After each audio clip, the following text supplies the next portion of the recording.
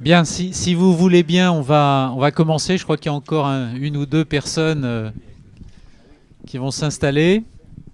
Donc bonsoir à tous. Et je constate qu'effectivement le patrimoine est un thème qui intéresse puisqu'on a une salle pleine ce soir. Donc merci à vous d'être là ce soir pour écouter et échanger avec Marie-Hélène Jouzot, directrice du patrimoine et de l'archéologie à la ville de Nantes, et bien connue ici pour avoir conduit en tant que conservatrice la réhabilitation du château, je crois unanimement reconnue comme une réussite.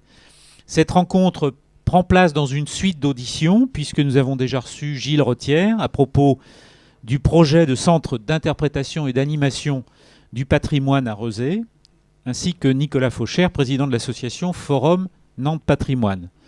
Le Conseil de développement a souhaité mettre en avant la question des patrimoines en le liant au nouveau projet de territoire.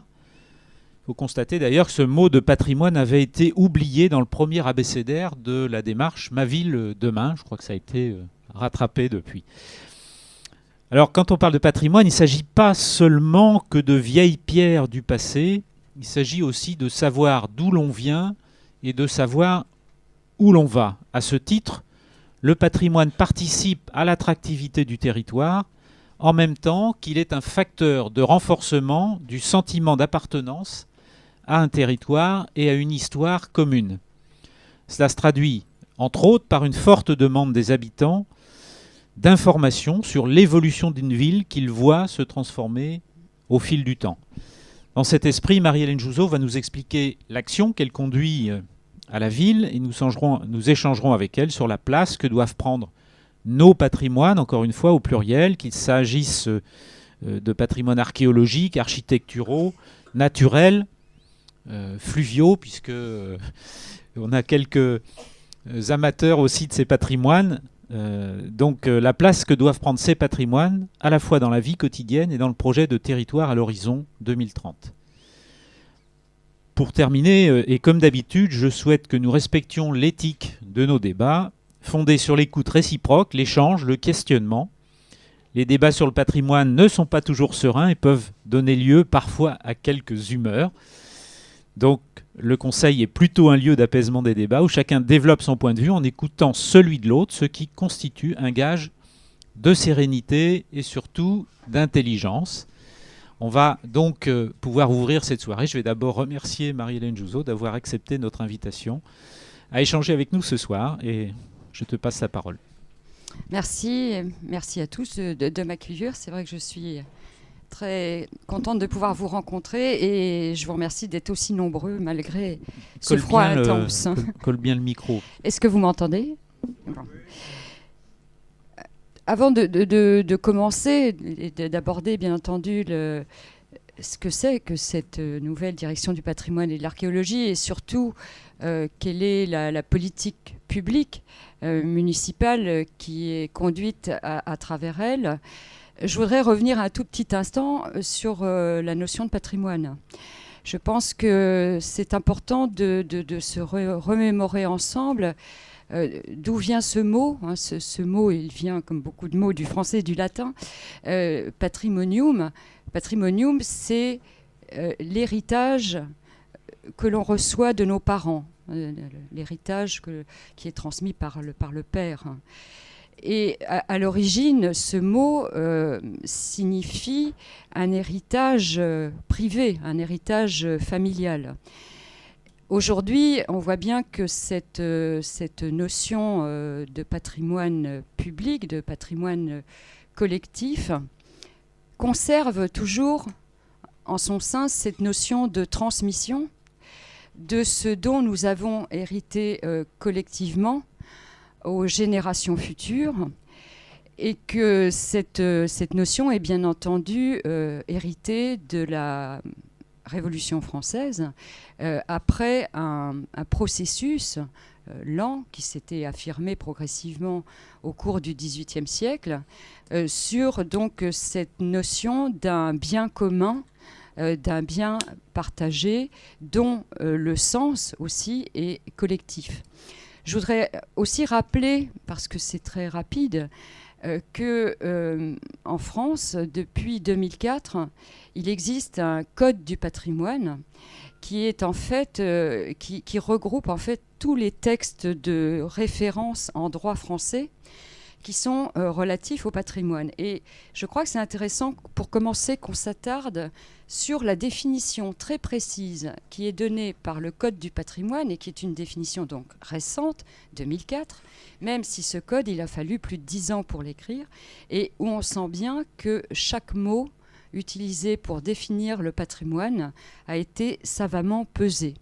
Alors cette définition, c'est le patrimoine s'entend au sens du présent code, donc du Code du patrimoine, de l'ensemble des biens, immobiliers ou mobiliers, relevant de la propriété publique ou privée, qui présentent un intérêt historique, artistique, archéologique, esthétique, scientifique ou technique. Donc c'est important, je crois, parce que chaque mot a été évidemment savamment choisi et est tout à fait dans cette approche contemporaine d'un patrimoine, des patrimoines, comme on l'a dit, donc une notion extrêmement extensive en fait de ce que sont dans nos sociétés contemporaines aujourd'hui les patrimoines, et qui bien entendu inclut ce patrimoine bâti, ce patrimoine urbain, mais pas seulement. Et donc, cette définition me paraissait importante. La direction du patrimoine s'appelle aussi direction du patrimoine et de l'archéologie. Je pense qu'à Nantes, ça a un sens particulièrement fort, et que je ne me priverai pas du plaisir aussi de vous lire comment le Code du patrimoine définit l'archéologie. Une définition très brève, mais qui dit « constitue des éléments du patrimoine archéologique, tous les vestiges et autres traces de l'existence de l'humanité, dont la sauvegarde et l'étude, notamment par des fouilles ou des découvertes, permettent de retracer le développement de l'histoire de l'humanité et de sa relation avec l'environnement naturel ». Et je pense que dans une ville, c'est effectivement particulièrement important que d'avoir ce souci de ces traces qui, malheureusement, au fil des siècles, au fil parfois de beaucoup de maladresse, d'indifférence, ont souffert justement et ont disparu un peu trop vite. Donc c'était juste cette introduction qui nous permet de voir en fait quels sont les enjeux forts qui sont inscrits en filigrane de la notion de patrimoine. On parle de patrimoine mondial pour l'humanité, on parle de patrimoine national, de patrimoine européen, on parle aussi de patrimoine urbain lié directement à un territoire. Et donc, c'est bien de cela dont il est question ce soir, c'est-à-dire de cet ensemble, en fait, d'éléments qui participent de notre histoire et dont nous avons collectivement la responsabilité de le transmettre aux générations futures dans le meilleur état de conservation possible. Alors maintenant, en revenir au contexte nantais. Donc, la direction du patrimoine et de l'archéologie est une création récente. Elle a été créée en 2008 et ça correspond à une forte volonté politique municipale d'inscrire désormais la question du patrimoine et de l'archéologie comme étant un élément majeur du projet urbain. En partant, si vous voulez, d'un constat que, bien entendu, Nantes est riche d'un patrimoine immense, diversifié, parfois difficile à résumer en quelques lignes, plutôt un patrimoine diffus, mais finalement assez largement méconnu et avec des idées qui s'étaient construites aussi au cours des décennies d'une ville essentiellement du XVIIIe siècle. avec un intérêt patrimonial essentiellement axé sur le XVIIIe siècle. Les chercheurs savaient bien que ce n'était évidemment pas aussi simple.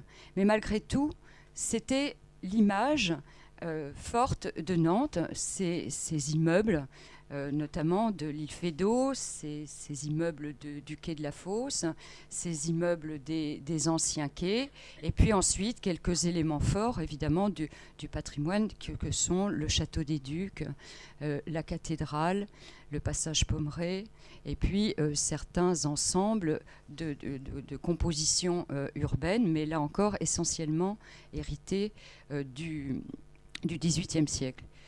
Moi-même, avant d'arriver à Nantes, je ne suis pas nantaise, même si j'y suis maintenant depuis plus de 20 ans, quelle était l'image, j'étais à Paris à l'époque, quelle était l'image de Nantes à l'époque, dans la fin des années 1980, début des années 90 ? Eh bien, d'abord, l'image de Nantes, c'était encore, dans ces années-là, essentiellement l'image d'une ville portuaire. C'était les images de Nantes, c'était... On n'était plus dans Nantes, grand port industriel et colonial. On savait qu'on était aussi à un moment clé de l'histoire du port industriel, mais c'était encore l'image de Nantes. Et ensuite, je dirais que, étrangement, l'image de Nantes n'était pas une image qui s'appuyait sur son histoire et son patrimoine.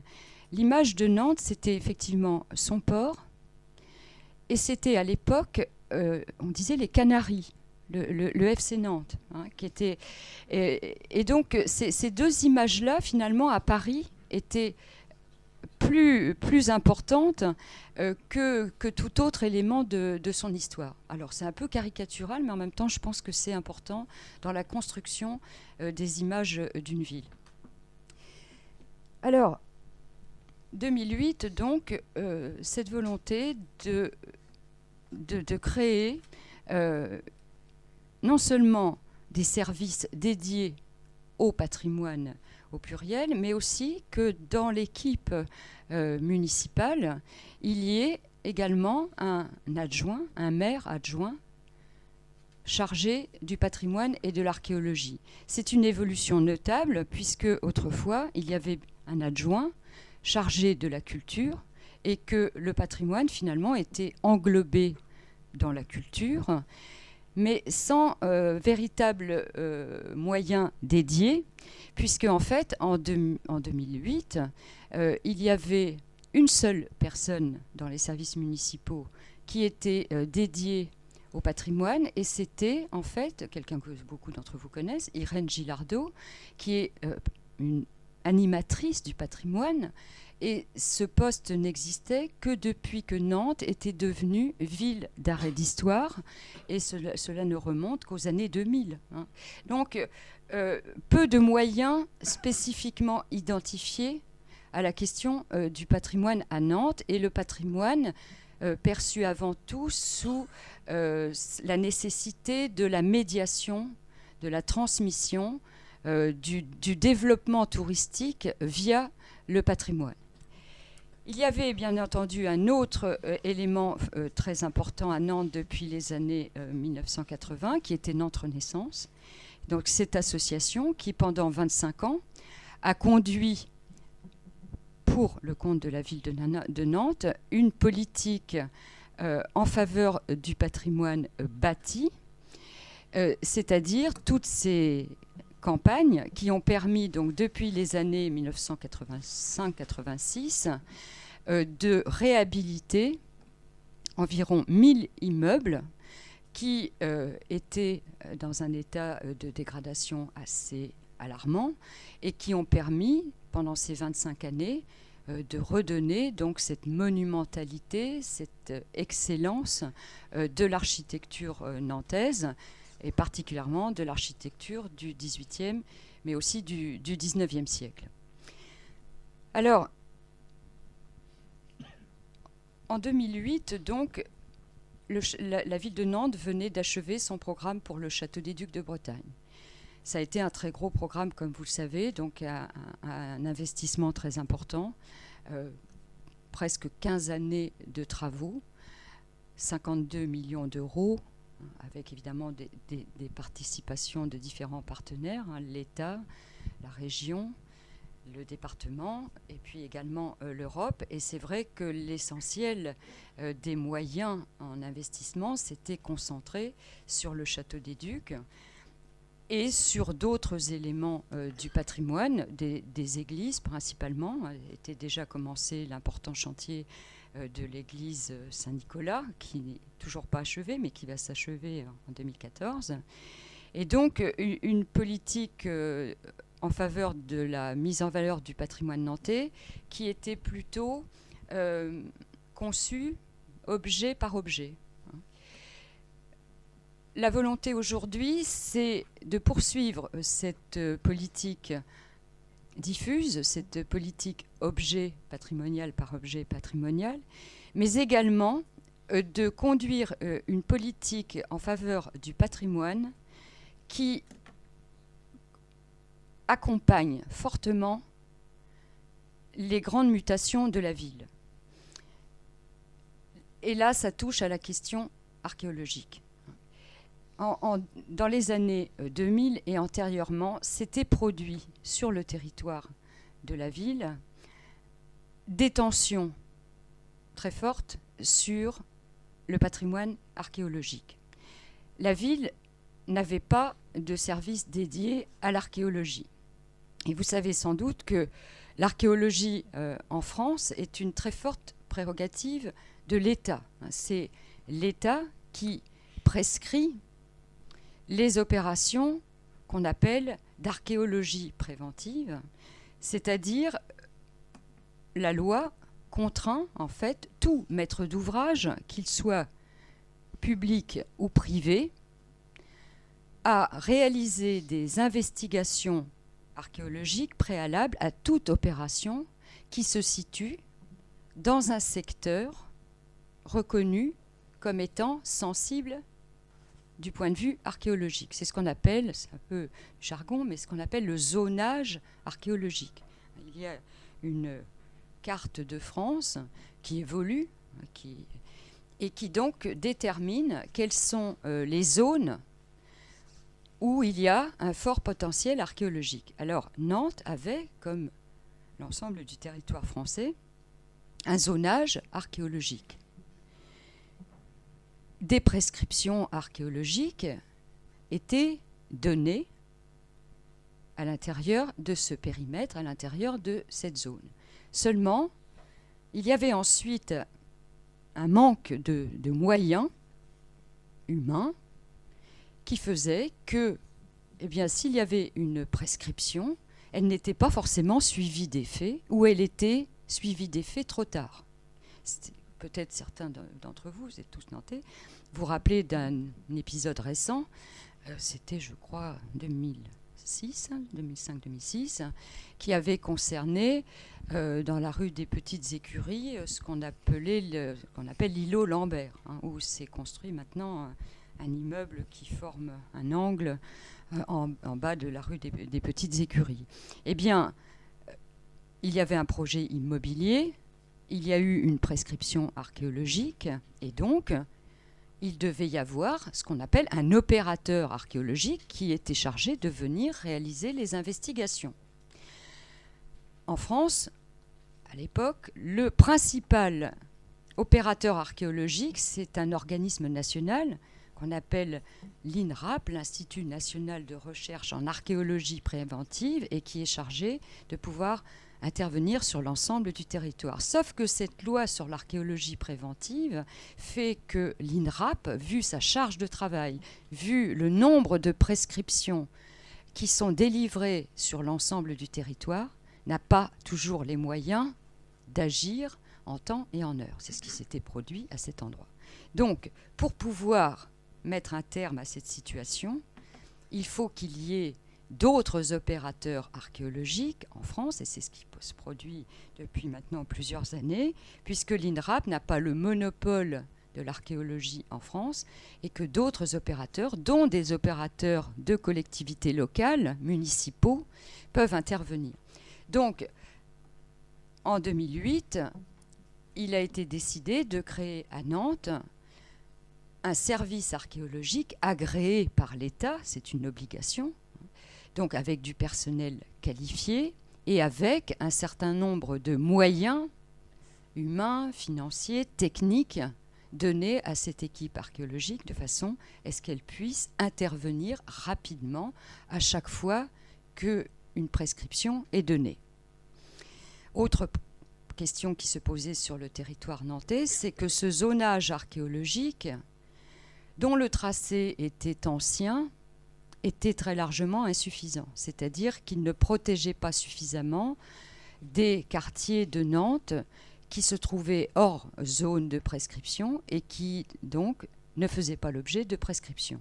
Donc un des autres chantiers urgents et prioritaires, c'était de travailler avec les services de l'État, avec la Direction régionale des affaires culturelles et donc les services de l'État d'archéologie, à un nouveau périmètre de protection archéologique à Nantes qui soit beaucoup plus étendu et qui donc contraigne les opérateurs publics et privés à procéder à des investigations archéologiques préalables à toute intervention sur le territoire. Donc c'était une urgence parce que ce patrimoine archéologique était très largement menacé et que je dirais, pour donner une image, que des pages entières de l'histoire du sous-sol nantais ont disparu faute d'investigations suffisantes. L'archéologie, c'est quelque chose aussi qui, parfois dans l'inconscient ou dans le conscient de nos services d'urbanisme parfois, ou de tous les acteurs du développement du territoire, apparaissait comme une contrainte et comme un générateur de tension, justement, de retard dans les chantiers et de coûts supplémentaires aussi affectés à chacun des projets. Et en fait, la plupart du temps, c'est absolument faux. Là, d'ailleurs, depuis que le service archéologique est opérateur à Nantes, ça n'a engendré aucun retard ni aucun coût supplémentaire. Ce que font la plupart du temps les archéologues, ce ne sont pas forcément des fouilles. On ne fait des fouilles longues et coûteuses que quand cela est indispensable.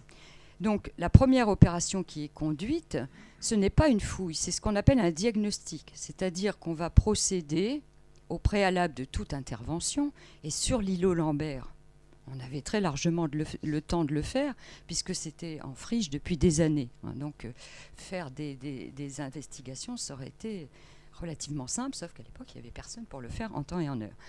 Eh bien, le diagnostic, c'est une opération qui consiste, si vous voulez, à sonder le sol pour déterminer si oui ou non c'est un sol archéologique qui mérite une fouille. Et lorsque le résultat de ce diagnostic n'est pas concluant, eh bien, on ne fait pas de fouille. Donc, ce n'est pas forcément générateur de contraintes, de délais supplémentaires. C'est simplement prélever les informations que le sous-sol contient. Donc, c'est ce que fait actuellement le service archéologique en association avec l'INRAP, parce que on conduit des opérations conjointement ou séparément, mais on le fait bien sûr en harmonie et on veille à ce que ça se fasse dans les temps impartis à l'opération sans générer de retard. Alors, cette collecte d'informations, elle est fondamentale, puisque, contrairement à ce qu'on a longtemps dit, eh bien, le sous-sol de Nantes est extrêmement riche. Et d'ailleurs, des fouilles anciennes avaient été conduites au XIXe siècle et au début du XXe siècle. Il y a eu dans de nombreux quartiers du centre-ville des investigations archéologiques publiées qui avaient montré et démontré combien le sous-sol de Nantes avait un potentiel important. Donc ça, c'était le volet, si vous voulez, de la politique publique municipale, le volet le plus urgent. Le plus urgent, c'est-à-dire être en capacité opérationnelle de pouvoir connaître l'histoire de Nantes par l'archéologie. Mais ce n'est pas la seule action publique qui est menée. J'ai parlé d'urbanisme, j'ai parlé de développement de la ville. C'est également une nécessité absolue que la préoccupation patrimoniale et donc aussi archéologique accompagne le projet urbain et que le patrimoine soit une des composantes fortes du projet urbain. Et là encore, c'est sortir de cette représentation du patrimoine comme étant une contrainte.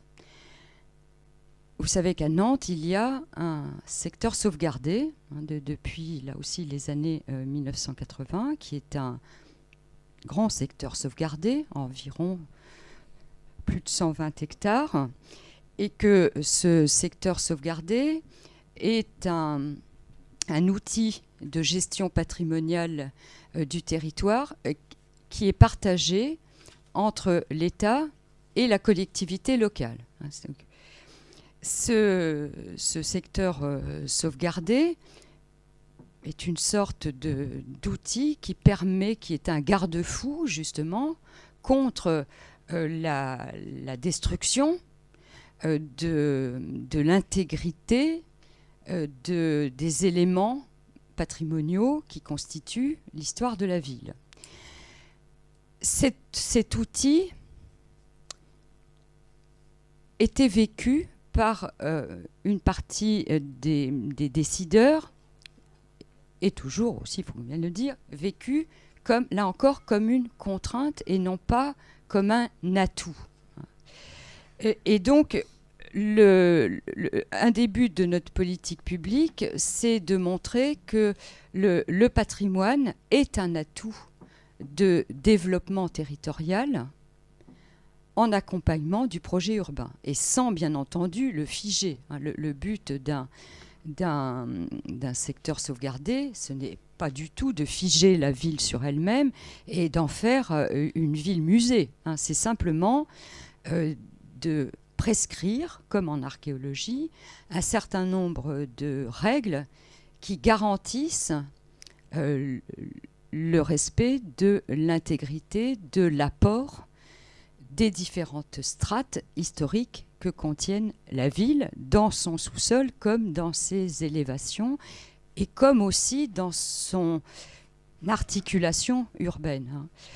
On est quelques-uns dans la salle à sortir d'une réunion cet après-midi à Nantes Métropole. Il y avait Gilles Bienvenu et quelques autres personnes qui justement portaient sur ces réflexions autour d'une procédure qui est en cours de révision du secteur sauvegardé de Nantes. Cet outil, c'est un outil qui doit être évolutif et qui doit justement être révisé dans le sens d'être revisité. On ne pensait pas la ville dans les années 1980 ou même 1990 comme on la pense aujourd'hui. Et donc cet outil, sans le remettre complètement à plat, il mérite d'être revisité avec nos approches de la ville d'aujourd'hui et de demain, mais une ville qui, bien entendu, s'appuie sur cet héritage qu'on évoquait au début. Et dans la démarche qui est en cours, et moi je pense que c'est un facteur très important, un des éléments qui est posé comme un préalable à toute la réflexion sur le devenir de Nantes, c'est son socle géographique, c'est-à-dire revenir aussi à ce fondamental, cet élément fondamental du patrimoine de Nantes, qui est sa position géographique de fond d'estuaire et de confluence.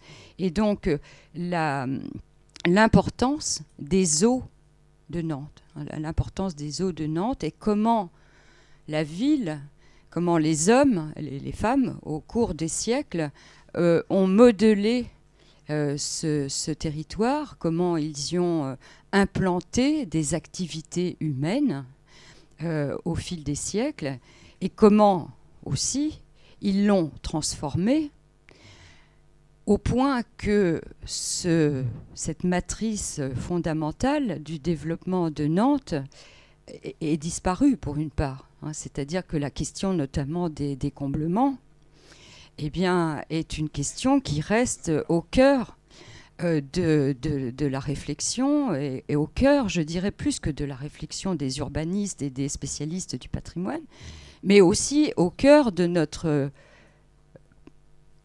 patrimoine partagé, y compris, je dirais, de ce patrimoine aussi plus immatériel, plus sensible, qui est celui de l'imaginaire de la ville, c'est-à-dire de ce renvoi dans nos mémoires à la présence des eaux de Nantes, à la présence et à l'absence. Donc effectivement, c'est quelque chose de fondamental. Comment dessiner la ville de demain sans revenir à cette matrice fondamentale et qui fait toute l'identité de la ville. Alors Nantes n'est pas la seule ville à être une ville de fonds d'estuaire, bien entendu. Il y a de nombreuses autres villes en Europe, toutes proches de nous, qui sont des villes de fonds d'estuaire. Je ne citerai que quelques-unes, mais il y a Anvers, il y a même Londres, de Brême, Hambourg, etc. Donc ces villes ont des points communs, mais elles ont chacune aussi bien entendu, leur singularité. Et donc un projet qui pose le patrimoine et l'archéologie comme étant un des éléments fondamentaux du projet d'une ville, c'est aussi s'interroger collectivement sur ce qui fait l'identité de la ville et ce qu'avons-nous envie de transmettre aux générations futures de cette histoire de la ville et de sa personnalité. Donc, ce sont évidemment des questions fondamentales.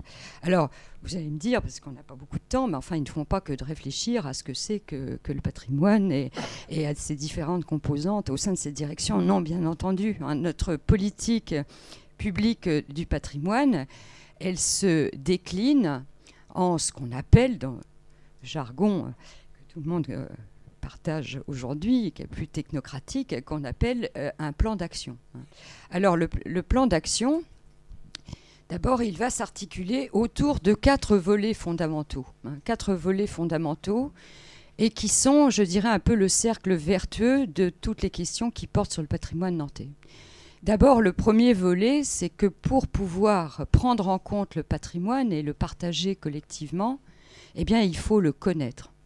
Il faut le connaître et donc, dans nos missions, partager bien entendu avec d'autres acteurs, l'université, les chercheurs, les scientifiques, il faut le connaître. Et ce n'est pas si simple parce qu'il y a des travaux qui portent sur l'histoire de la ville, mais ce qui manque cruellement actuellement, ce sont des synthèses de ces connaissances et surtout l'existence d'outils partagés, c'est-à-dire qu'il y ait justement des banques de données partagées de connaissances sur Nantes. Il y a des travaux épars, il y a des thèses, il y a des travaux scientifiques, historiques, mais je dirais que quand on aborde le patrimoine de façon aussi large, c'est aussi prendre en compte des travaux géographiques, des travaux sociologiques, des travaux pluridisciplinaires. Et donc, cette connaissance, elle est absolument nécessaire pour pouvoir disposer d'outils qui soient aussi pour nos élus, pour nos décideurs, qui soit une aide à la décision. On ne peut pas décréter tel objet est du patrimoine si on n'a pas établi des critères partagés pour dire oui, c'est du patrimoine qu'il faut préserver, transmettre aux générations, ou non, on peut se permettre de le détruire. Détruire, c'est porter une responsabilité énorme. Et donc, si le choix est fait de détruire, et ce n'est pas non plus complètement impossible à envisager, mais il faut que derrière, il y ait des arguments qui soient partagés. Donc, cette question de la connaissance, elle est fondamentale. Donc, ça, c'est notre premier volet. Donc, notre action, elle s'appuie sur l'expertise. Le deuxième volet de la politique publique en faveur du patrimoine, c'est tout ce qui va toucher justement à la préservation. Alors la préservation, c'est bien sûr agiter, je dirais, utiliser tous les leviers réglementaires. Le Code du patrimoine, ce qu'on appelle le PSMV, donc le plan de sauvegarde, qui est un outil réglementaire, qui, comme je vous l'ai dit, est évolutif. Mais il y a d'autres outils aussi à Nantes. Il y a le plan local d'urbanisme, avec ce qu'on appelle le PLU patrimoine, qui a donc désigné, antérieurement à la création de notre direction, un certain nombre d'objets qui sont inscrits comme étant patrimoine nantais et donc bénéficiant d'une protection au titre du PLU. Il y en a environ à Nantes 1600. Cette liste est évolutive, chaque année on l'enrichit. Et là, très récemment, Jean-Marc Ayrault et les élus ont demandé à ce que cette liste du patrimoine nantais soit étendue.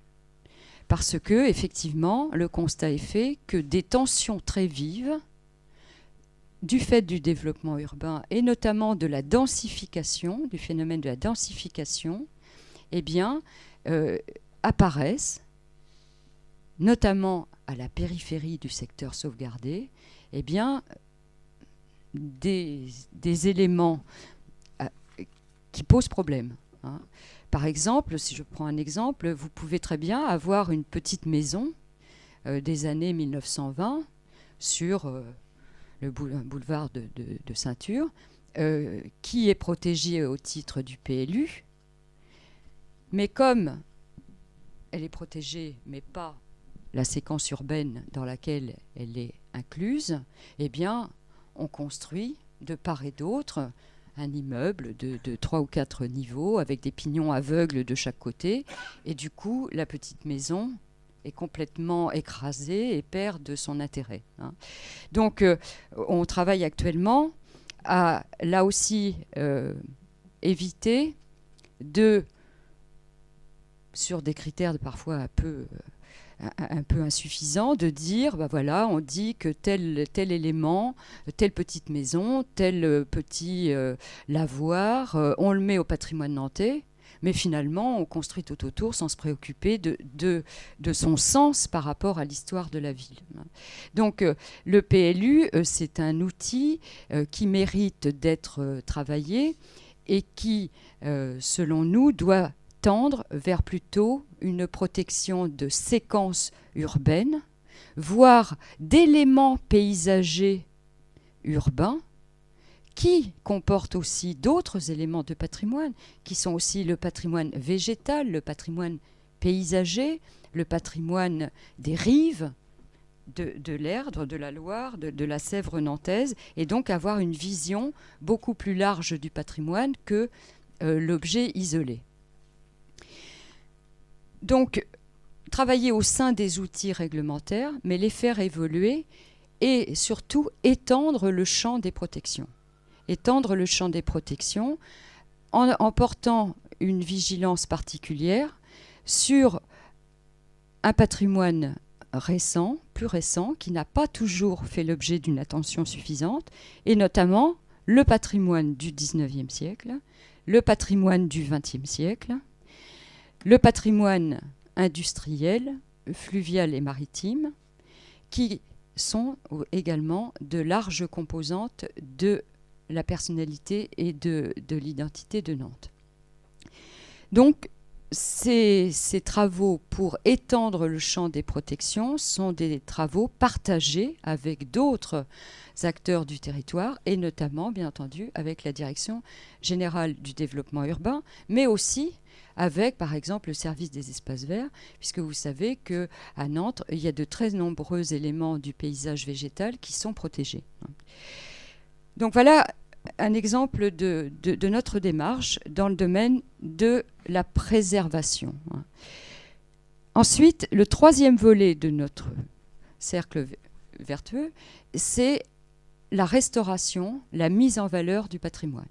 Et donc là, ça rejoint ce que j'évoquais tout à l'heure, c'est-à-dire poursuivre cette politique de mise en valeur des éléments majeurs du patrimoine nantais.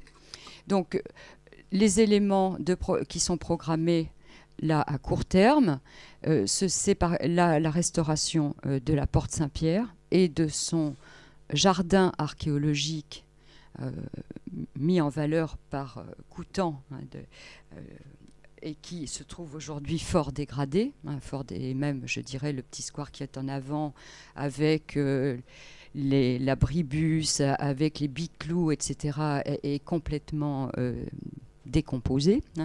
Les vestiges archéologiques ne sont pas du tout mis en valeur. Et puis la Porte Saint-Pierre en elle-même est dans un état non pas alarmant, mais qui mérite évidemment une intervention de restauration et de mise en valeur. Mais là aussi, dans un souci de redonner du sens à la Porte Saint-Pierre, qui était évidemment un élément clé de l'histoire de la ville dans son histoire défensive. Donc voilà un exemple. Autre élément majeur du patrimoine nantais, là c'est du patrimoine municipal comme la Porte Saint-Pierre, l'Absalette, le petit bâtiment de l'Absalette, qui est aussi un élément majeur du patrimoine nantais, qui est en très mauvais état et qui là aussi souffre, je dirais, d'une absence de mise en valeur, d'une absence d'insertion dans des parcours de découverte de la ville, et qui mérite un travail qui va mettre plusieurs années, parce que c'est un travail important et qui nécessite aussi des aménagements urbains périphériques. Autre élément majeur du patrimoine nantais, le passage Pommerais. C'est un élément, je dirais, emblématique de l'intérêt patrimonial, des intérêts patrimoniaux de Nantes. Et donc, ce passage Pommerais va faire l'objet, donc, j'entends là le passage historique, je ne parle pas du projet commercial qui est à côté, va faire l'objet donc d'une restauration importante qui va commencer donc à partir de cette fin d'année 2012, et qui comporte bien entendu la restauration du passage lui-même, mais aussi des immeubles sur rue, qui donnent donc sur la rue de Santeuil et sur la rue qui descend du Puy d'Argent. Voilà.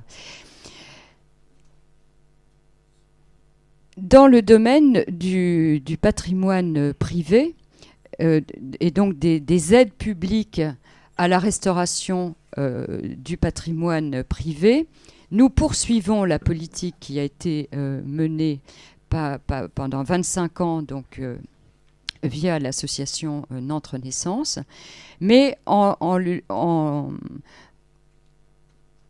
composant, si vous voulez, des priorités qui accompagnent là aussi le projet urbain. Exemple. Vous êtes tous témoins d'un grand réaménagement des espaces publics en face de ce qu'on appelle Neptune, Neptune, la place du Bouffay, et puis donc les allées comblées qui constituaient autrefois les quais, Maillard, Flessel, etc. Et donc c'est un réaménagement très important de l'espace public qui permet donc de rendre piétonnier tout cet espace, et qui va donner évidemment une nouvelle lisibilité à ce front historique d'immeubles qui autrefois étaient des immeubles de quai. Donc il nous est apparu comme évidemment prioritaire de mener en parallèle des projets d'aménagement de l'espace public, une campagne de réhabilitation, de restauration, ou parfois simplement de simple entretien de tout ce front urbain qui va du château des Ducs de Bretagne jusqu'à la place du Commerce, et qui accompagne aussi ce projet qu'on appelle de la gare à la Loire, et qui se fait progressivement. Mais donc, porter nos efforts, et donc porter aussi un effort supplémentaire d'aide publique aux propriétaires privés via donc les syndics de copropriété, avec des aides très importantes, puisque on aide à hauteur de 20% des travaux de mise en valeur donc, de ces immeubles qui sont en secteur prioritaire.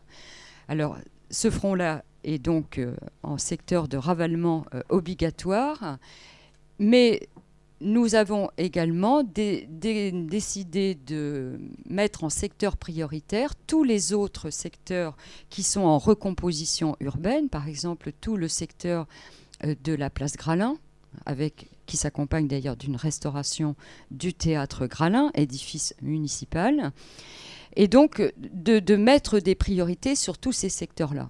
Autre grand secteur prioritaire pour nous, et là ça accompagne évidemment la réhabilitation du château des Ducs de Bretagne et de la cathédrale, c'est de mettre aussi en secteur prioritaire tout le quartier des cours, le cours Saint-Pierre et cours Saint-André, le secteur de la chapelle de l'Oratoire, et tout cela aussi pour anticiper sur le futur musée des Beaux-Arts, grand musée d'art donc, et de tout le travail d'aménagement de l'espace public qui va devoir accompagner donc l'ouverture de ce nouveau musée d'art.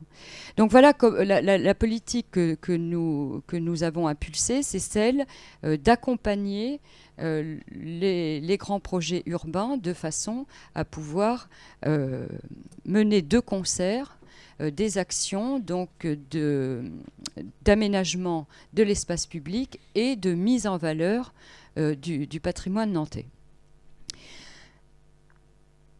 Dans le domaine du patrimoine industriel, il y a un secteur qui pour nous aussi est un grand secteur en devenir et sur lequel nous avons souhaité anticiper. C'est tout le secteur qu'on appelle du bas chantenay, puisque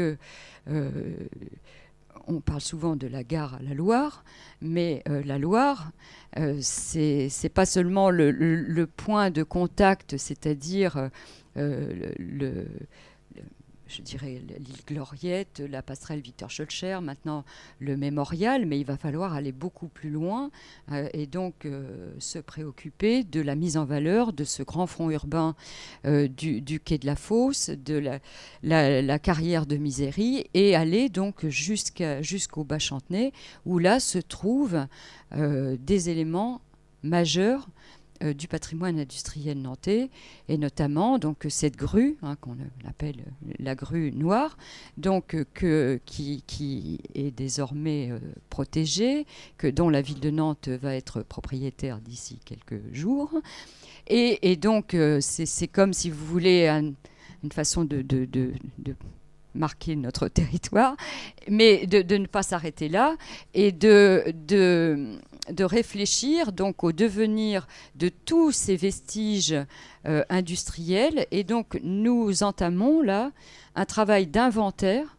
scientifique sur un périmètre très large avec les services de l'inventaire de la région Pays de la Loire, donc une étude qui va durer plusieurs mois et qui va permettre donc de recenser très précisément, scientifiquement, quels sont les vestiges, de façon à avoir ce socle de connaissances qui servira d'aide à la décision pour conduire donc ces opérations de mutation urbaine qui vont progressivement affecter tout ce secteur du Bas-Chantenay. Donc, anticiper plutôt que d'agir en pompier, si vous voulez, et en situation de crise. C'est-à-dire que vous avez tous connu ces dernières années parfois des situations de crise. Il y en a encore eu récemment avec le couvent des Cordeliers. Donc rien n'est pire que d'agir simplement pour essayer de sauver in extremis, et très mal souvent, mais plutôt d'anticiper. Donc la question du patrimoine, elle doit être, à l'intérieur de tout projet de mutation urbaine, au plus tôt de toute réflexion, au stade de la faisabilité, des premières réflexions, la question du patrimoine doit être prise en compte.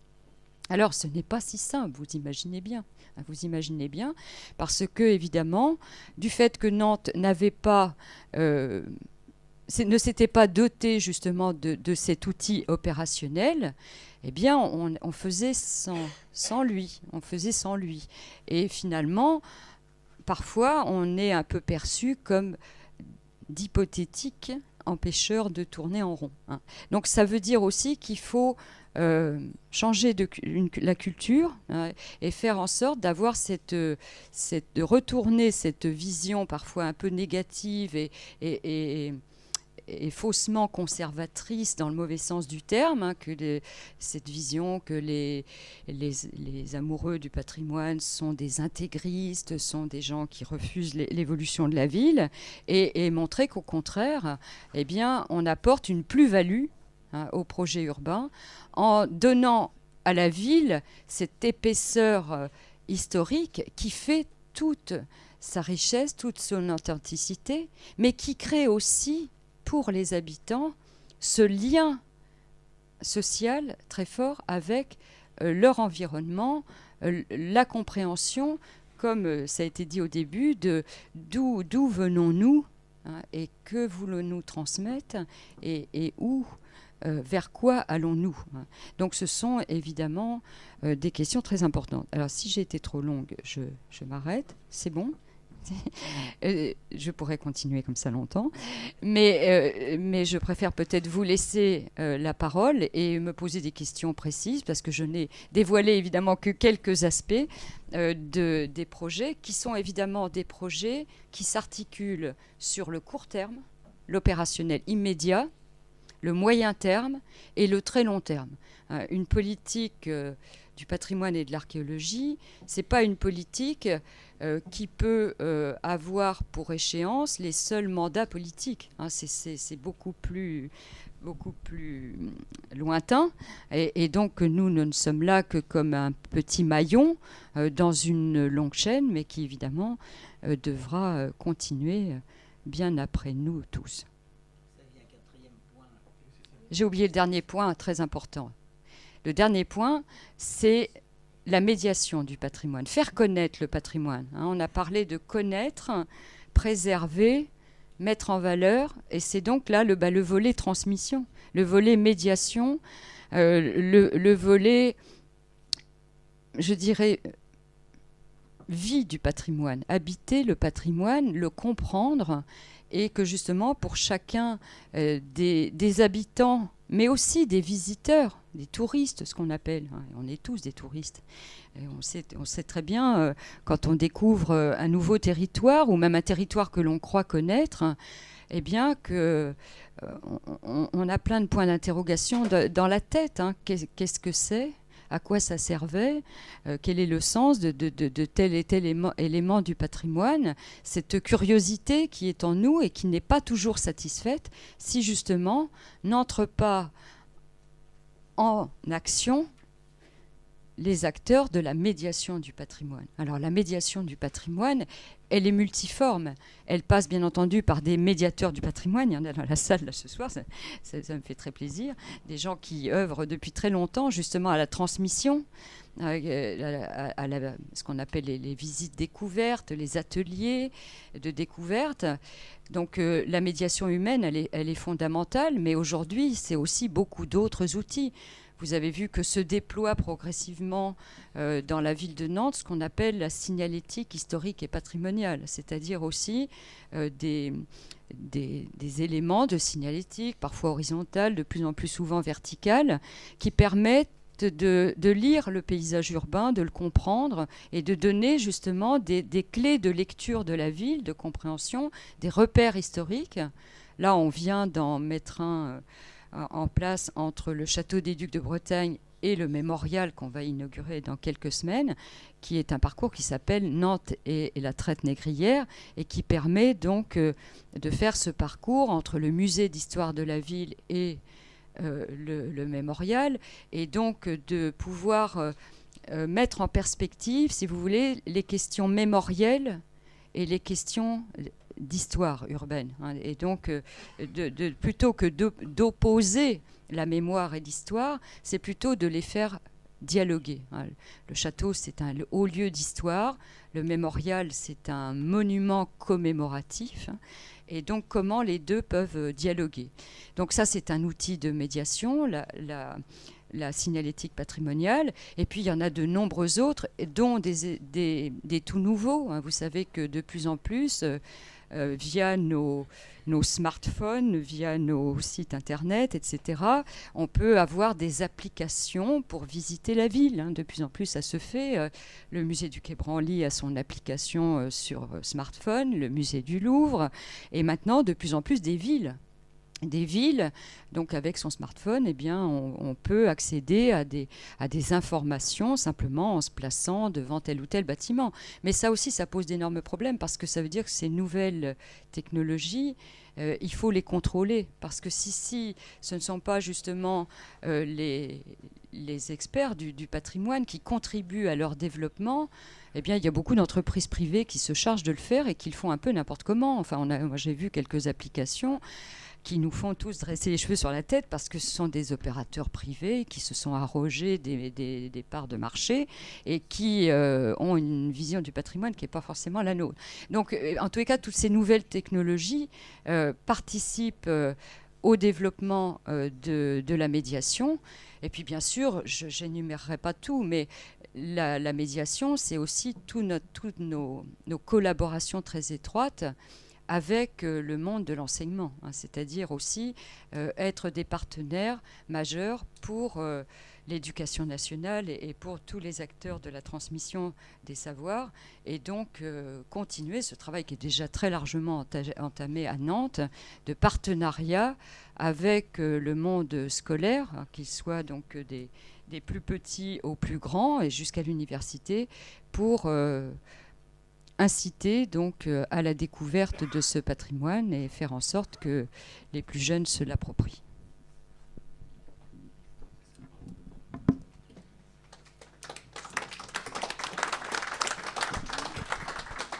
Merci Marie-Hélène pour cette présentation assez globale de la politique menée par ta direction. Donc la parole est à la salle. Peut-être je ne sais pas si Guylain, qui fait partie de ces médiateurs du territoire, a peut-être lui-même déjà une première question. Alors déjà, c'est remercier Marie-Hélène Josot d'avoir présenté le patrimoine de manière transversale. Et c'est vrai d'être revenu sur cette politique de la ville. C'est vrai qu'il y a 25 ans, 30 ans, la notion de patrimoine à Nantes si elle existait, c'était justement le patrimoine, mais dans le sens patrimoine, transmission du père. Dans cette ville industrielle et portuaire, on avait tendance à miser sur la rentabilité, ce qui est vieux et gênant, donc on détruit. Et là, c'est vrai qu'on a pu ensemble partager ce constat, et puis également l'avenir, beaucoup de choses à mettre en place, et comment d'ailleurs démocratiser, partager. Là, c'est justement demain, donc il y a encore beaucoup de choses à faire, même si ceux qui sont là depuis bien longtemps à Nantes ont évidemment vu cette ville qu'on appelait la belle endormie, qui n'était pas forcément belle finalement, redevenir blanche, et puis aller dans le sens du patrimoine. On peut citer, vous en avez parlé, notamment les abords de l'île Feydeau, qui semblent peu à peu redevenir une île. Alors c'est pas vraiment une question, mais c'est un constat. Là, on est vraiment au cœur de l'image de la ville, à la fois pour les Nantais, qui peuvent être fiers de leur ville, mais également l'image des visiteurs, qui viennent, comme vous l'avez dit, être curieux, et puis vraiment comprendre cette ville qu'on avait d'ailleurs du mal à lire depuis les comblements. Alors j'ai pas de questions, alors c'est vraiment une petite question plus déjà très thématique concernant le cours Saint-Pierre. Comment va s'articuler cette rénovation ou ce nettoyage, parce qu'il n'y a pas de révolution dans ce quartier en plus à faire, où ça pourrait être amusant en tout cas.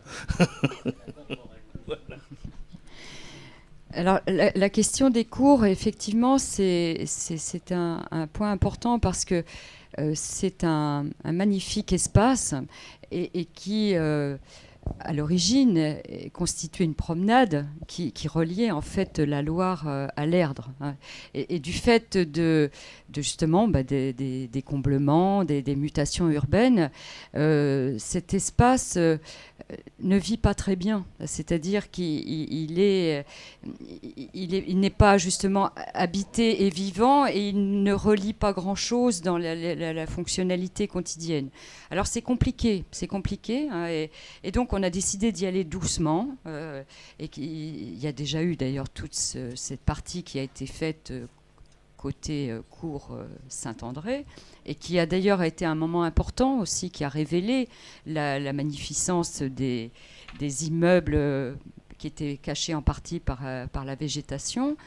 Et donc, je pense que les cours constituent évidemment, je dirais, un point fort de la composition urbaine de Nantes, mais on ne peut pas dissocier justement ces fonctionnalités d'autres réflexions qui participent aussi justement à la mise en valeur de la cathédrale, de son futur parvis. On sait qu'il y a là un gros traitement à faire, de la mise en valeur de la porte Saint-Pierre, des éléments archéologiques qui sont sur les cours, mais qui sont en déshérence totale, hein, ils servent de poubelle et de comment on relie avec le château des Ducs, avec la chapelle de l'Oratoire, avec le futur musée d'art, avec le jardin des plantes.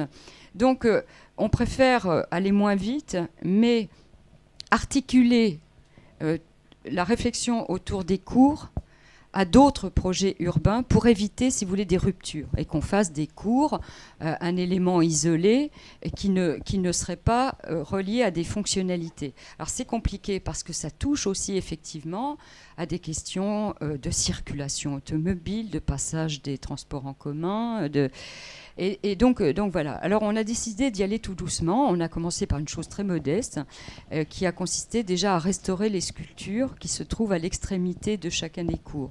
Et on s'est dit, essayons de porter un nouveau regard. On va continuer, on va restaurer aussi la colonne Louis XVI, qui est aussi un élément de l'identité de Nantes. On va les éclairer aussi, hein, donc, et on va faire la porte Saint-Pierre, et petit à petit, on va cheminer. Les cours, il faut aussi être extrêmement pragmatique, hein. Leur principal usage, enfin je dirais, il y en a deux par an, c'est la fête foraine. La fête foraine et puis la patinoire au moment de... et donc, en même temps, cet usage actuel fige un peu les potentialités parce que voilà, c'est un peu institutionnel aussi. Chaque année, ça se répète et donc on ne peut pas... Donc voilà, donc on préfère y aller doucement, mais se dire que quand même, il y a là une potentialité, une monumentalité dans Nantes qui est actuellement insuffisamment mise en valeur. Mais là aussi, ça participe à la réflexion sur des verrous actuellement, c'est-à-dire le fameux autopont, la ligne de chemin de fer. Ça aussi, ça a été abordé cet après-midi. Et donc, je pense qu'on trouvera progressivement des solutions en articulant tout cela. Mais en tous les cas, nous pensons que ces cours sont insuffisamment mis en valeur.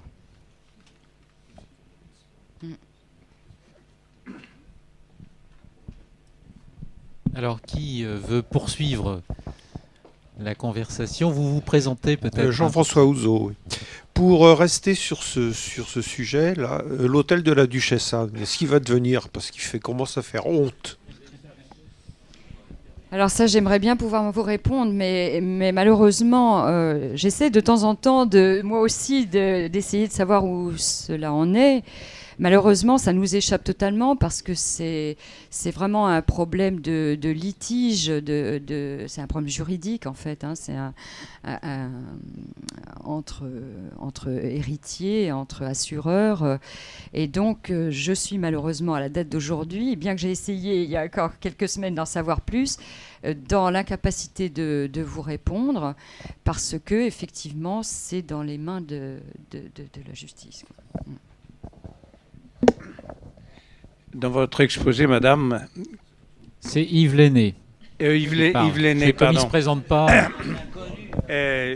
J'y pensais, je me dis, il faut, bien sûr. Vous avez prononcé plusieurs noms de lieux, par exemple Bachantenay, Miséry, l'ancien passage de la Loire. Et dans cette direction-là, il y a comme une ligne qui est en train de dont on a quelques bribes. On ne sait pas exactement, du moins moi je ne sais pas exactement à quoi ça correspond. C'est certainement pas pour cette mandature-là. On appelle ça le parcours de la diversité. Oui. En quoi le patrimoine est-il partie prenante de cette affaire-là? Je sais par exemple que le parc des Oblates a dû être acheté, je crois que c'est chose faite maintenant. Oui. Enfin, ensuite, il y a cette friche de la carrière de Misery. Et la suite, est-ce que vous pouvez nous dire en quoi le patrimoine est impliqué dans cette démarche-là? Alors effectivement, il y a un projet qui s'intitule le parcours de la biodiversité, et qui est effectivement c'est piloté par notamment par ce service des espaces verts dont je vous parlais tout à l'heure. Et vous savez que c'est en 2013, Nantes, capitale verte. On dit Green City, mais on peut dire capitale verte aussi. Donc, Nantes, ville verte. Et donc, effectivement, alors c'est un projet là aussi à long terme, effectivement, comme vous le soulignez, qui serait, et qui est d'ailleurs, on l'a vu aussi cet après-midi, un élément de réflexion du projet de ville, c'est-à-dire que et de la révision du secteur sauvegardé, puisque finalement, est-ce que ce parcours de la biodiversité ne pourrait pas être un des éléments de recomposition urbaine des éléments disparus? C'est-à-dire, est-ce que finalement le parcours de la biodiversité ne pourrait pas contribuer à redonner de la lisibilité historique à ce socle de la Loire à Nantes. Donc voilà, donc je pense que c'est un projet qui est très loin d'être ficelé. C'est plutôt une direction de recherche, et effectivement de créer des parcours qui partiraient effectivement des Oblates, qui longeraient les bords de Loire et qui pourraient aller jusqu'à Malakoff et qui redonnerait cette... oui, tout à fait, oui. Donc voilà, mais c'est plutôt un axe de réflexion et de travail qu'un projet finalisé, si vous voulez. Oui. Jean, Neuilly.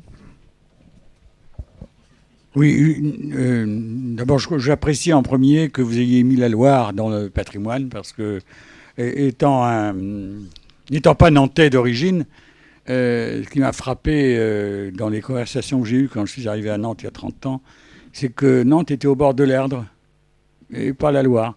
Et c'est vrai qu'au fil de l'histoire, on a toujours écarté la Loire. Et remettre la Loire au cœur de la préoccupation, y compris patrimoine, ça me convient très bien. D'autant qu'on a la chance à Nantes d'avoir un plan d'eau merveilleux. La zone d'évitage, c'est un plan d'eau merveilleux. Et qui est enfin mis un peu en valeur avec le bus, là, pas comment ça s'appelle, le Navibus. Voilà. Et puis, donc ça, c'est un point sur lequel je crois qu'il faudrait insister lourdement, compte tenu en plus des pratiques de nos concitoyens, quels qu'ils soient. L'eau a toujours un effet attractif qui a été souvent remarqué. Et puis, deuxième point, mais là c'est plus une question que je vous pose, vous dépendez de la municipalité de Nantes. Est-ce qu'il y a une idée que ce service puisse être un service de Nantes Métropole, de la communauté urbaine, compte tenu de l'ensemble des richesses patrimoniales de toute nature qu'il y a sur l'ensemble des communes de la communauté urbaine? Il n'y a pas d'équivalent de votre service au niveau de la communauté urbaine. Non, parce qu'actuellement, Nantes Métropole n'a pas de compétences en matière culturelle. Elle a une compétence en matière de tourisme, mais n'a pas de compétences en matière culturelle. Alors ça peut changer. Ça peut changer. Mais votre question est importante, oui, bien sûr. Oui, c'est le choix de Nantes, ça a été justement de commencer par se doter d'outils au sein, je dirais, de la ville principale. Mais c'est effectivement, votre question est tout à fait légitime. Et notamment, on s'est beaucoup posé la question en matière d'archéologie, parce que les tensions qui se produisent sur le territoire ne se produisent pas que sur la commune de Nantes, elles se produisent dans bien d'autres territoires, et que, si vous voulez, au niveau justement de la connaissance, de la recherche, il y a évidemment un artifice qui est vide de sens de s'arrêter aux limites de la commune. On parlait justement de l'importance de la Loire, de l'importance de l'Erdre, de la Sèvre nantaise, de toute cette situation de confluence. Eh bien, c'est évidemment, ça n'a rien à voir avec les limites administratives. Donc, ce n'est pas exclu. Et en tous les cas, pour répondre à votre question, pour l'instant, les compétences sont viles, parce que Nantes a une compétence en matière culturelle. Mais en revanche, c'est vrai que, comme j'ai essayé de vous l'exprimer, notre travail, il est extrêmement transversal. C'est-à-dire qu'il touche effectivement au tourisme, au développement du tourisme. Donc on travaille beaucoup avec nos collègues de Nantes Métropole qui travaillent au développement touristique. On travaille beaucoup avec le voyage à Nantes. On travaille aussi beaucoup avec la Direction générale de l'urbanisme, qui est un service métropolitain. Donc on est dans une phase de construction. Nous, si vous voulez, moi, ça me paraît important qu'au moment où Nantes fait un acte fondateur en faveur de son patrimoine et de son archéologie, elle l'affirme aussi comme une prérogative municipale liée à la culture. Parce qu'il y a des exemples dans d'autres villes qui ont créé des services d'archéologie au niveau métropolitain et qui sont intégrés dans les services d'urbanisme et donc sont privés de la dimension culturelle, si vous voulez. On s'est dit, l'archéologie en France, c'est une obligation réglementaire, donc intégrons cela au service d'urbanisme pour que ça soit simplement un bras armé de l'urbanisme. Alors, moi, je pense que ça peut être une erreur, parce que ce qui est bien en jeu dans le patrimoine, c'est la culture, quand même. C'est notre histoire. C'est une sorte de combat qui est fondamental du point de vue de la vie culturelle, et pas seulement de la vie urbanistique, si vous voulez. Donc, nous, ça ne nous déplaît pas d'être resté dans la culture, et de s'être dit qu'on n'était pas seulement une annexe des services d'urbanisme. Je ne sais pas si vous comprenez ce que je veux dire. Alors, après, je pense qu'effectivement, l'avenir, ça sera effectivement de penser, bien sûr. Mais pour ça, il faut qu'à ce moment-là, il y ait une compétence culturelle qui soit donnée aux métropoles. Oui, Jean-Pierre Payon.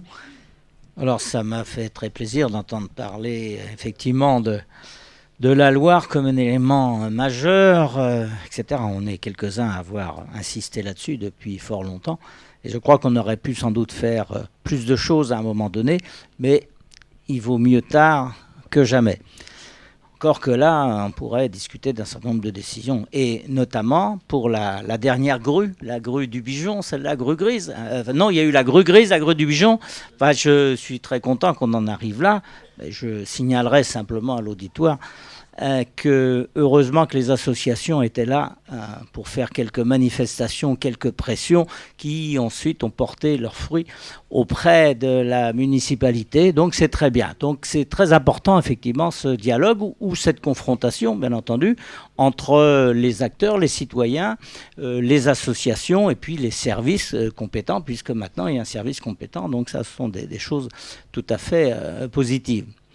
Alors, sur effectivement ce développement du patrimoine, ça m'avait un peu frappé de voir que depuis plusieurs années, on a eu une inversion de la démarche par rapport à ce qui se fait, c'est-à-dire le rôle des de la métropole, par rapport à toute une série de domaines. Et en même temps, au moment des journées du patrimoine, eh bien, on est passé d'une démarche à un moment donné où il y avait 5 ou 6 communes de l'agglo qui faisaient disons, un petit fascicule commun, au travers notamment de Nantes Renaissance, mais les municipalités étaient dans le coup. Puis progressivement, on a vu disparaître précisément ce livret commun. Et il y a toute une série, soit d'associations, soit de Nantais et d'habitants des communes qui ont trouvé ça un petit peu curieux. Alors derrière, je sais, ce sont des jeux d'acteurs, des municipalités qui ne voulaient pas échapper, que ce soit la grande ville et son maire qui récupèrent. Enfin, c'est compliqué, hein, vous avez suivi ça aussi dans le détail, mais je crois qu'il faudrait à un moment donné revenir quand même, car cette vision d'ensemble, évidemment pour la Loire, c'est sûr, entre Saint-Sébastien, Rezé et le reste, et toute cette évolution, ça me semble effectivement très important. Voilà quelques remarques pour l'instant. Est-ce qu'il y a d'autres questions? Sinon, moi, j'en ai une qui est celle des moyens de la direction. Parce qu'on a bien compris, et je crois que c'est très important, ce que votre rôle qui est dans la réflexion à l'amont, dans le préventif d'une part, dans l'intégration du patrimoine dans les projets urbains. Mais est-ce qu'il y a des objets sur lesquels, finalement, personne d'autre que vous ne peut intervenir? Je veux dire, j'en sais rien. Les quais, par exemple, est-ce que c'est de l'espace public? Le jour où il faut travailler à la réhabilitation, à la confortation au confortement des quais, est-ce que c'est la direction? Non. Donc quels sont les moyens de la direction Les moyens de la direction, et c'est vrai qu'on est des petits poussets pour l'instant, hein, et que voilà, ça fait peu de temps qu'on existe, et quand la création a été faite en 2008, j'étais toute seule, et que quelques temps après, donc Irène Gilardot est venue avec moi, et puis on a constitué très progressivement l'équipe. Donc je pense que j'ai dit que c'était une politique à long terme, et cette direction, elle va être appelée à se développer. Pour l'instant, elle est encore petite, bien que on soit quand même une équipe de 32 personnes. Mais dans cet effectif de 32, il y a les archives municipales. Les archives municipales, donc, où il y a 12 agents déjà. Mais je pense que là aussi, si vous voulez, les archives municipales, c'était tout un symbole de les rattacher aussi à la direction du patrimoine et de l'archéologie, parce que les archives municipales de Nantes sont en souffrance depuis de nombreuses années. Tout le monde le reconnaît, hein, tout y compris... oui, tout à fait. Et que prendre en compte le patrimoine archivistique aussi dans le patrimoine nantais, c'était fondamental. Et donc de montrer aussi que cet aspect culturel et de matériaux de la recherche est là aussi, hein. Donc les archives, ça fait partie aussi d'un de nos grands projets. Et on y travaille dès cette année, puisqu'on lance les études pour... que les archives donc, soient dans un lieu digne des archives municipales de Nantes, c'est-à-dire un lieu déjà beaucoup plus vaste. Et donc on travaille à une faisabilité d'installer les archives de Nantes, et de Nantes Métropole d'ailleurs, et des SEM qui travaillent aussi au développement du territoire, autres acteurs, sur le site de la Moronnière. Vous savez, ce très beau bâtiment. Voilà. Donc... Coutan, voilà, l'ancien garage de tram. Oui. Et donc dans un lieu aussi patrimonial et emblématique, hein. Donc pour revenir à la question des moyens, il y a donc le pôle archives, il y a le pôle archéologie avec 4 archéologues, un service donc agréé. Il y a un pôle architecture avec 3 architectes, dont un qui travaille uniquement sur le patrimoine religieux, et puis 2 autres qui travaillent donc sur l'ensemble des autres questions d'architecture, ancienne ou contemporaine. Il y a un pôle qui est dédié au patrimoine industriel, fluvial et maritime, donc avec un chargé de mission dédié à ces questions-là. Il y a un pôle médiation du patrimoine.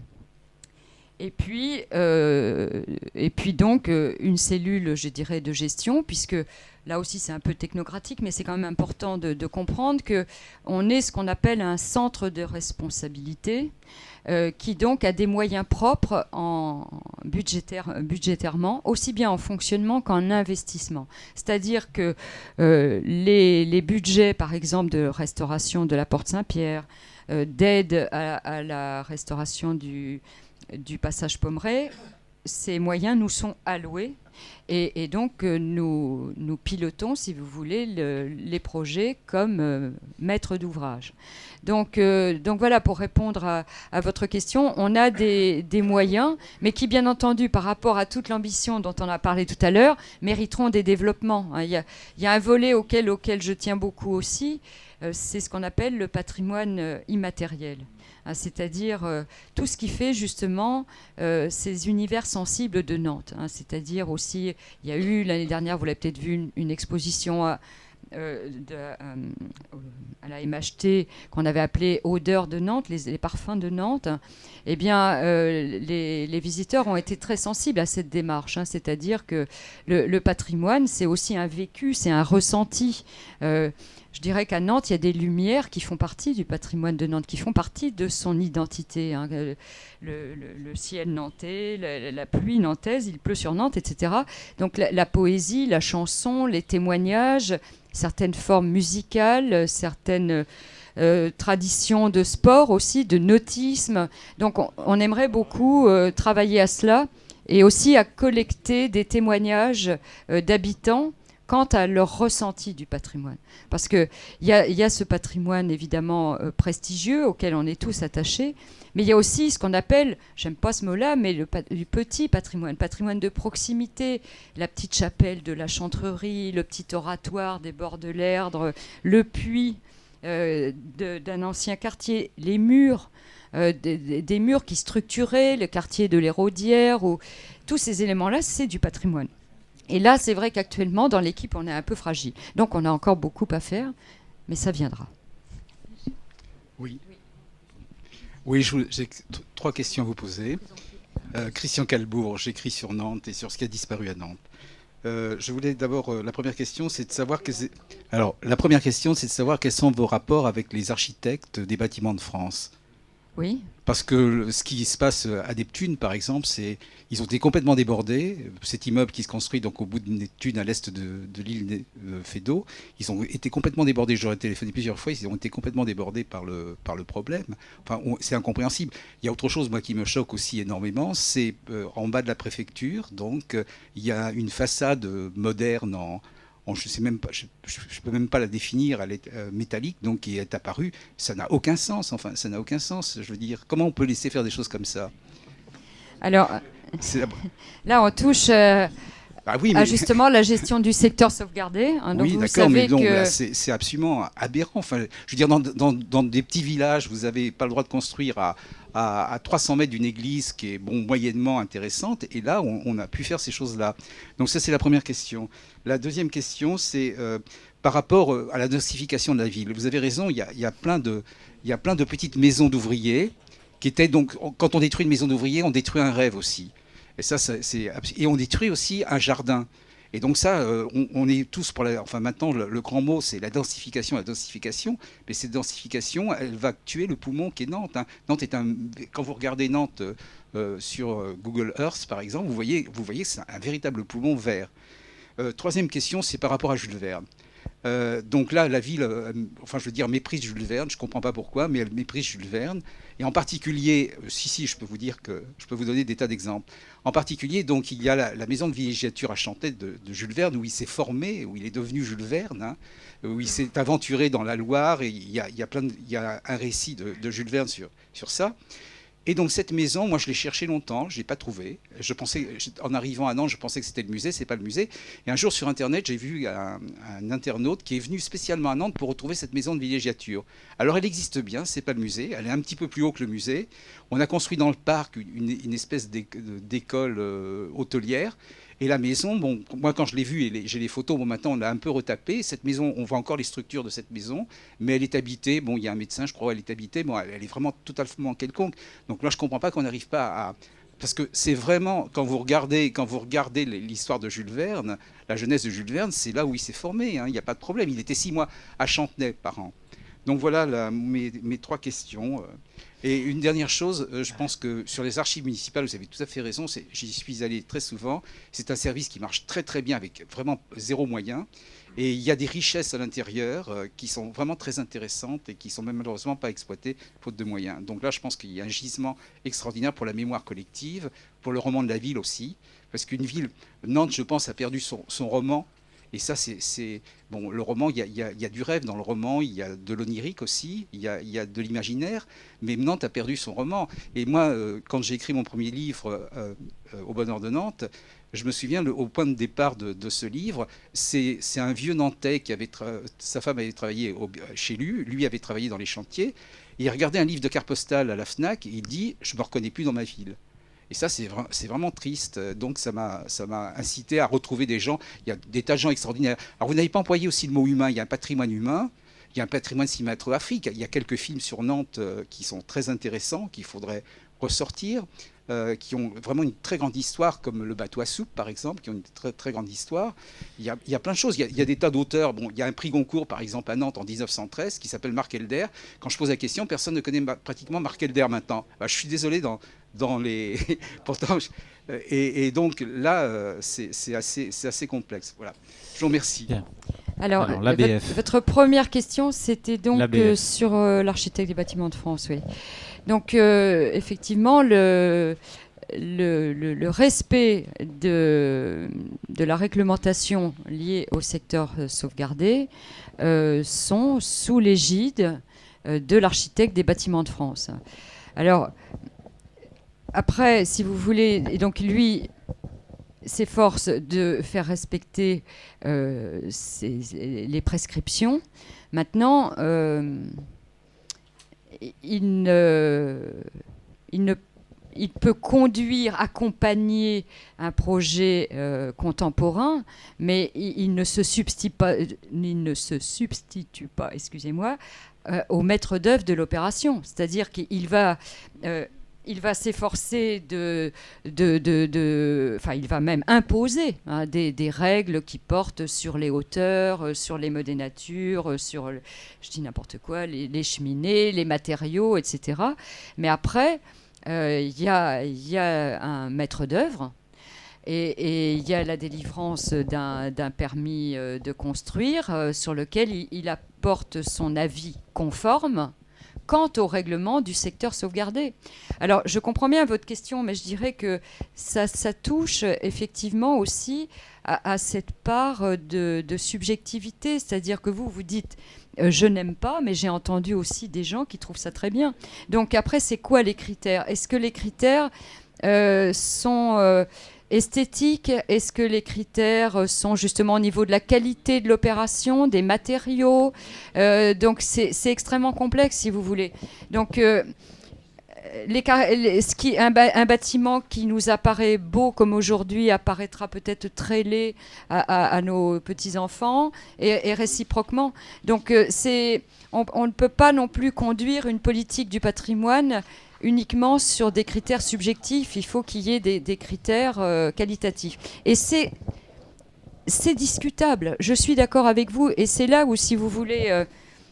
c'est intéressant aussi du point de vue de la citoyenneté, c'est-à-dire que personne ne détient la vérité universelle en matière de patrimoine. C'est une notion vivante, c'est une notion...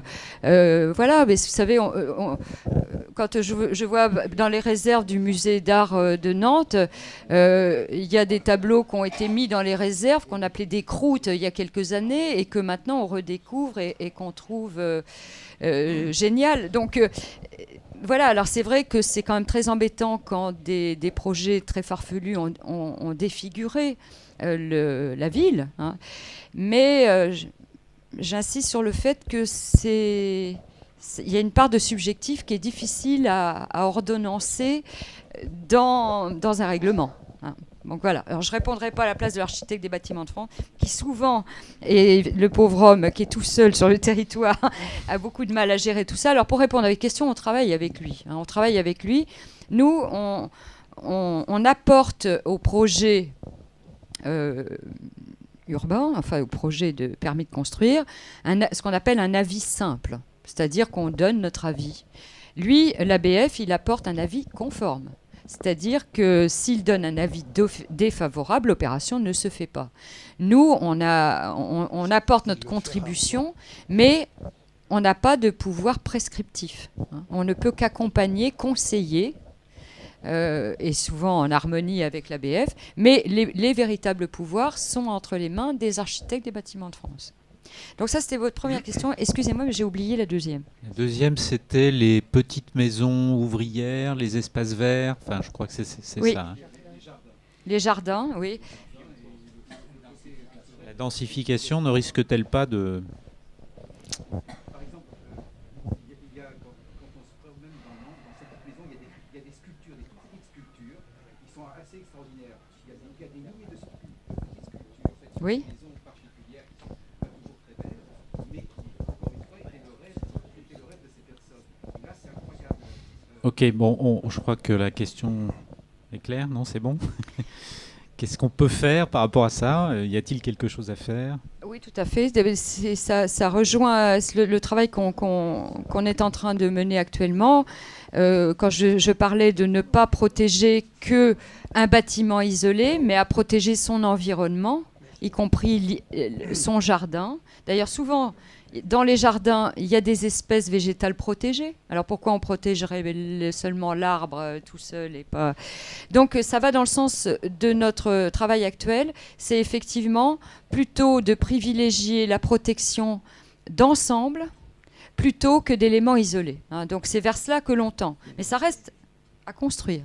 Donc je suis bien d'accord avec vous. Votre troisième question? Ah oui, alors Jules Verne. Alors Jules Verne... Je ne dirais pas que Nantes méprise Jules Verne, enfin je peux comprendre de ce que vous voulez dire, tout au moins son intérêt, sans doute l'intérêt actuel n'est peut-être pas à la hauteur de l'importance de l'œuvre de Jules Verne et de son lien fondamental justement avec Nantes du fait de son enfance. Moi je ne crois pas que ça soit du mépris ni du rejet. Hein. Pardon ? Oui. Oui, et puis il y a un fonds Jules Verne très important, même si c'est vrai que le musée, il n'est pas à la hauteur de Nantes. Hein, mais moi, je pense que plutôt, d'après ce que j'ai entendu auprès des élus, même auprès de notre maire, c'est que il préfère un projet fort autour de Jules Verne plutôt qu'on galvaude Jules Verne. Vous voyez ce que je veux dire? Parce qu'on peut faire tout dire à Jules Verne. C'est devenu aussi une sorte de mythologie un peu mise à toutes les sauces. En plus, Jules Verne est aussi, je dirais, accaparé par Amiens, du fait que... Donc, je pense que Jean-Marc Ayrault, qui est un homme prudent, préfère attendre qu'un projet fort émerge à Nantes autour de Jules Verne plutôt que de diluer Jules Verne et d'en faire finalement quelque chose qui ne serait pas à la hauteur de l'enjeu. Vous voyez ce que je veux dire? Ouais. André Hubert. Oui, André Hubert Ménard, universitaire, conseil de développement. J'ai beaucoup appris et je suis très content de la présentation que vous venez de faire de l'évolution de la politique municipale en matière de patrimoine. Je ne défends ici aucun patrimoine spécifique. Tous m'intéressent. Je dis bien beaucoup d'ess, car il y a beaucoup de patrimoines, ils évoluent, je suis bien d'accord. Par contre, je pense qu'il y a des points que vous n'avez pas eu le temps d'aborder et qui me paraissent des points importants. Ce qui m'intéresse, c'est le point de vue de la globalité. Point de vue de la globalité, je précise, il y a des doctrines et il y a des services qui sont des doctrines et des services supramunicipaux. Je pense bien sûr à la région, qui est responsable de l'inventaire. Je pense également, bien sûr, au service des affaires culturelles, la DRAC. Je pense également à la CRPS, Commission régionale des patrimoines et des sites. Quand on a dit tout à l'heure que l'architecte des bâtiments de France était tout seul dans son coin, non. Il s'appuie et il intervient très souvent devant la Commission régionale des patrimoines et des sites. Ce qui m'amène finalement à vous interroger sur des choses. En matière de doctrine supramunicipale, je dirais encore qu'il y a de doctrine de la Commission nationale des monuments historiques, et en particulier sur le patrimoine immatériel, et que ces travaux des sections de la Commission nationale des monuments historiques sur le patrimoine immatériel sont des travaux tout à fait intéressants et qui me paraissent s'appliquer directement finalement au cas de Nantes. Et puis ce sera tout, il y a des instruments dont vous n'avez pas parlé, qui me paraissent pour l'instant écartés, et je ne sais pas vraiment pourquoi, ou plutôt j'émets des hypothèses, mais je le tairai pour l'instant, qui sont par exemple les AMVAP, les anciennes ZPPAUP, oui. Zones de protection du patrimoine architectural et urbain, qui s'appellent maintenant aires de mise en valeur du patrimoine, c'est la nouvelle formule, mais qui sont des documents plus décentralisés, plus précis, plus facilement évolutif que les secteurs sauvegardés. Et délibérément, il n'en est jamais question à Nantes. Pourquoi ? Alors, beaucoup de choses dans votre question. D'abord, je n'ai pas dit que l'architecte en chef travaillait tout seul dans son coin. On travaille beaucoup avec lui. Ce que j'ai voulu dire, c'est qu'il avait quand même un très vaste territoire pour lui tout seul, pour faire respecter, justement, et que je trouve que humainement, on lui en demande beaucoup. Mais ça, c'est un constat, il le dit lui-même, et c'était valable pour ses prédécesseurs. Je trouve qu'on fait peser une responsabilité sur les ABF dans une solitude qui ne me paraît pas normale. Bon, Absolument. Donc voilà. Alors, il travaille pas tout seul dans son coin, mais il est quand même. Je trouve que ça évoluera, je pense, mais pour l'instant, c'est une réalité. Alors, après, pour répondre à votre question, je suis absolument d'accord avec vous. Les compétences dont la ville de Nantes s'est dotée en matière de patrimoine se partage avec beaucoup d'autres acteurs, heureusement, parce que ça serait quand même aussi là, on est un peu moins seul que l'ABF, on est une équipe de 30, mais on ne peut pas tout faire. Et puis bien entendu, la recherche, elle est multi-acteur, hein, donc bien entendu, on ne prétend pas faire à nous tout seul. Néanmoins, l'État a longtemps effectivement a toujours une forte prérogative en matière de protection du patrimoine. Mais en même temps, si on examine le nombre de bâtiments qui sont actuellement protégés au titre de monuments historiques, la liste se réduit de plus en plus. Et on laisse de plus en plus quand même les collectivités locales, régions, départements et villes prendre complètement en charge la gestion, au sens le plus large possible, de leur patrimoine. L'État est de moins en moins interventionniste, souvent faute de moyens aussi, hein, faute de moyens financiers. Donc je pense qu'il y a une transversalité d'acteurs, il y a une pluralité d'acteurs qui travaillent ensemble et qui même contribuent ensemble à la réalisation des projets. Hein, tout le travail qui a été fait sur l'île Feydeau a été cofinancé par tous ces acteurs-là, l'État, la ville, la région, le département. J'ai parlé du château, tous ces acteurs-là étaient là, même si évidemment le propriétaire est le principal financeur. L'Europe aide certains projets. Donc je pense que cette démarche est indispensable. Néanmoins, je pense que chaque collectivité locale a besoin de développer ses propres services pour être au plus près justement de son patrimoine. Les services de l'État, je veux dire que je l'ai prouvé tout à l'heure, hein, et non pas par mauvaise volonté, mais n'avaient pas les moyens d'assurer l'archéologie à Nantes. Et donc ils sont ravis qu'on ait créé un service archéologique. Donc vous voyez, c'est une complémentarité, et je pense que ça ne se joue pas du tout dans l'opposition, surtout en période de réduction des moyens, mais ça se joue en complémentarité. il y avait peut-être une autre question que j'ai oubliée. Non. Est-ce que j'ai répondu à toutes vos questions?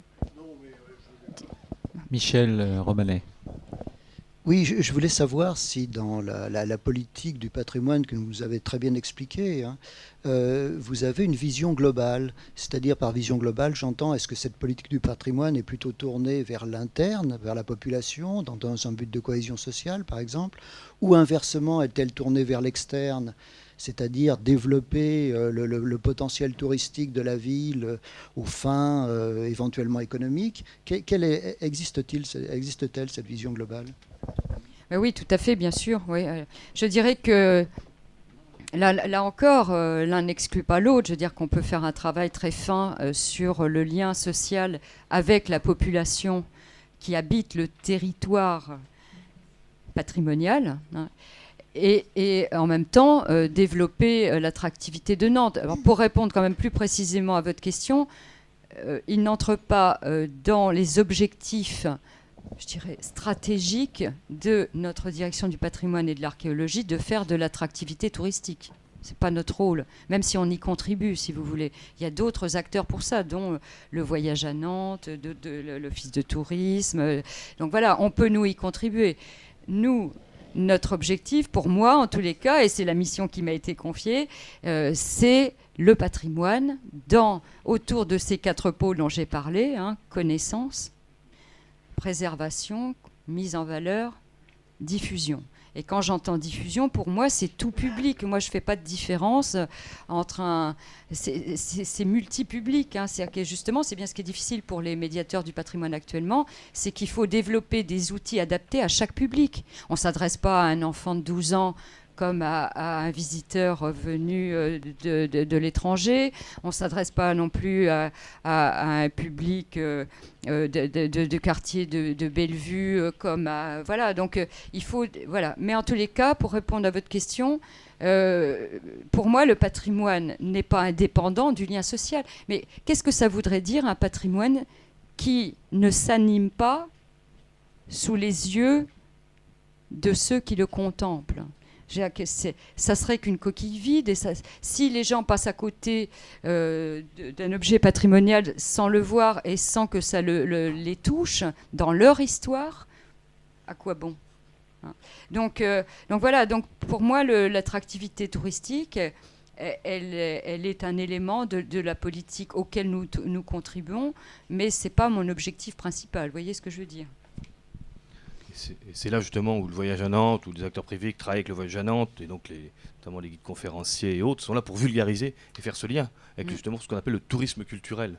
Et justement la mise en valeur, je reviens toujours sur ça parce que je pense que c'est fondamental, des abords de l'île Feydeau, de la gare à la Loire, là justement on est au cœur de ce lien entre le patrimoine, la vulgarisation au sens noble de ce tourisme culturel, et de faire partager, expliquer, et faire rêver, enfin j'ai plus votre expression, contempler, voilà. Donc on revient de loin, il y a beaucoup de choses à faire encore, et ça c'est en bonne voie et de plus en plus assis. Oui, tout à fait. Alors d'ailleurs, pour rebondir aussi, ça évolue très vite, hein. On parlait tout à l'heure justement des liens, mais ça rejoint ce que vous venez de dire, entre Nantes, les communes, comment est-ce qu'on peut avoir un patrimoine au niveau de l'agglomération. Il suffit de regarder même nos voisins. Saint-Nazaire, ça c'est géré par la Carène, et ça s'appelle Tourisme et Patrimoine. Pour Rennes, on peut comparer la commune de Rennes, la commune de Nantes, sensiblement. C'est la même chose, hein, c'est tourisme et patrimoine, et c'est géré au niveau de la communauté d'agglomération de Rennes. Et c'est l'évolution logique. Mais à Nantes, on revient de loin. Il y a 25 ans, comme je disais tout à l'heure, 30 ans, la notion de patrimoine, elle était néante, et c'était les empêcheurs de tourner en rond, hein. Donc peu à peu, voilà, il faut laisser du temps au temps. C'est une belle phrase. Alors, est-ce on va conclure probablement, mais est-ce qu'il y a encore une question rentrée? Alors, André Hubert, oui. J'avais oublié effectivement. Pardon. Dans ma question, il y avait la question des zones de protection du patrimoine, parce que justement, elles me paraissent tout à fait intéressantes dans leur process, comme on dit maintenant, c'est-à-dire qu'elles sont concertées, elles mettent dans le coup les services de l'État et les services locaux, etc. Est-ce que, a priori, cet instrument est écarté Non. ou est-ce qu'il est à l'étude? Il est à l'étude dans le cadre de la révision justement du secteur sauvegardé qui comporte effectivement une interrogation sur doit-on étendre les zones de protection et sous quelle forme? Est-ce qu'on étend le secteur sauvegardé avec l'outil secteur sauvegardé? Est-ce que dans les zones périphériques et qui mériteraient d'être protégées, on développe le PLU patrimoine, ou est-ce qu'on crée maintenant les AVAP? Donc ça fait partie de ce travail qui est en cours de réflexion sur le devenir du secteur sauvegardé. Donc l'outil n'est pas exclu. L'AVAP est un outil qu'on découvre et qui n'est pas encore d'ailleurs mis vraiment en application. Mais les ZPP, AUP n'existent plus. Pendant 5 ans. Oui. Les AVAP doivent se mettre en place pendant 5 ans. Oui. Donc on a le temps un petit peu de... Donc les élus nous ont demandé de leur expliquer quels étaient les avantages et les inconvénients des AVAP. Bien, on va conclure notre séance là. Ce qui est intéressant, c'est quand même qu'on est en train de vivre un tournant, on va dire, par rapport aux politiques anciennes vis-à-vis du patrimoine ou des patrimoines, avec la création de la direction dirigée par Marie-Hélène Jouzeau. Ce qui serait peut-être intéressant dans le cadre de nos travaux, c'est qu'on essaye de se projeter à 20 ans et d'imaginer peut-être les résultats des politiques que nous a exposées Marie-Hélène Jouzeau ce soir. Donc c'est une tâche qui nous reste à faire dans le cadre du groupe Patrimoine, Guylain. Donc on pourra réfléchir ensemble sur cette question. Je voudrais, en votre nom à tous, remercier Marie-Hélène Jouzeau. Je crois qu'on peut l'applaudir pour son intervention.